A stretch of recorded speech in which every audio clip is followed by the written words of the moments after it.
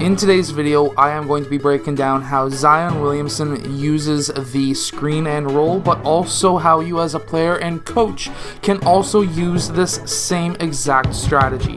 Let's get down and let's break down how Zion Williamson uses the screen and roll and torches and posterizes teams. Okay, so in this first clip, we have JJ Redick coming up from the low post and setting a screen for Zion. Zion does not actually use the screen and then attacks the rim. Let's break down why this worked. Okay, so first off, JJ Redick is a very good three-point shooter. Zion Williamson is an okay three-point shooter, but his main goal in the game of basketball is to attack the rim and posterize players. He has an extremely high vertical jump and is ridiculously strong. So when he gets that screen, instead of using that screen, what we see here and what he most likely seen as well is this player, his defender, started to then notice, hey, there's a screen coming, and what he did was absolutely fantastic. So JJ Redick at first gets behind that player, touches that player on the back to say, hey, I'm here, by the way, which is a small little trick that you can run as a screener yourself.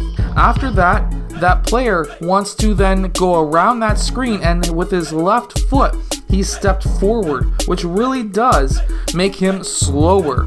And because of that, Zion Williamson is already a very strong player, so that when he does attack that rim, he is able to get past that player very easily. Now, there's something else about this strategy that really does make you wonder if the coach meant for this to happen. But he did, because we see this numerous times in this one specific game. JJ Redick comes off of that screen, and if this player was to hedge to block Zion Williamson from attacking the rim, that would allow JJ Redick to be wide open and to hit a three with over a 40% accuracy. So instead, Zion Williamson is able to attack that rim 1-on-2 instead of 1-on-3. And of course, Zion Williamson is going to score 90% of the time when he's attacking the rim. And that's what he does here. He's able to score. Now we see a very similar play here.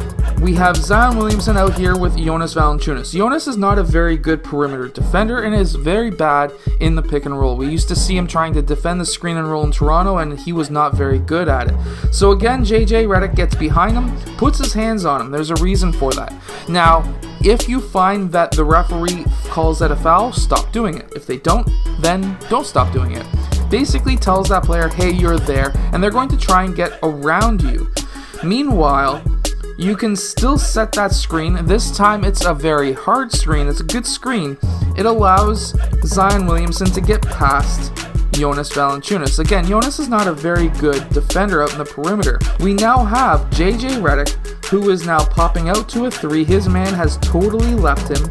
Zion now has three players who are on him and nobody on JJ Redick. Now in this play, Zion Williamson is just going to take it to the rim every single time in this case, but if you're the player in Zion's spot, you could come to a jump stop. If you don't feel comfortable with three players around you, you could kick it out for a three-point shot. Now this next screen is very interesting. So we have Dillon Brooks being the defender for Zion.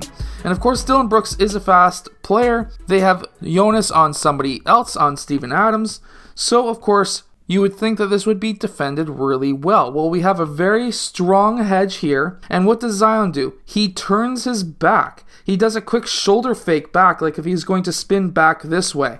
Why is this important? Well, anytime that you have a very strong hedger, whether you're a forward or a guard, and you can do this move where you can go attack, do a quick shoulder fake, you now have your player who's getting screened for saying, oh, I need to pop back out and defend that. Meanwhile, the hedging player says, oh no, okay, I need to go move in this direction too to stop your spin.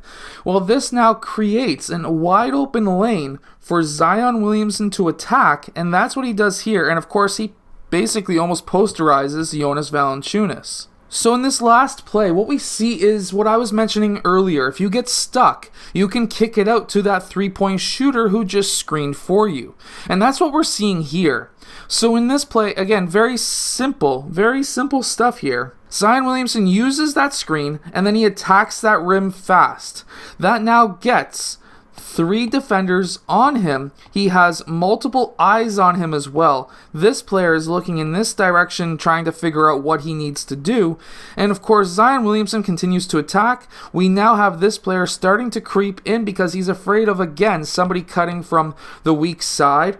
And of course, this player is coming closer to Zion because he's afraid of somebody cutting from the weak side.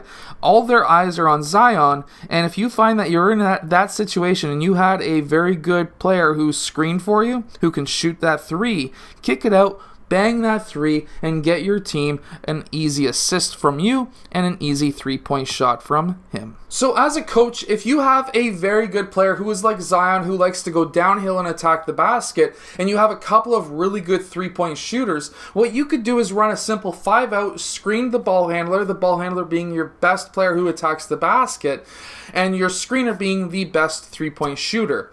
When that player uses that screen, he needs to attack the basket. If he finds that there's multiple eyes on him, he can kick it out for a 3.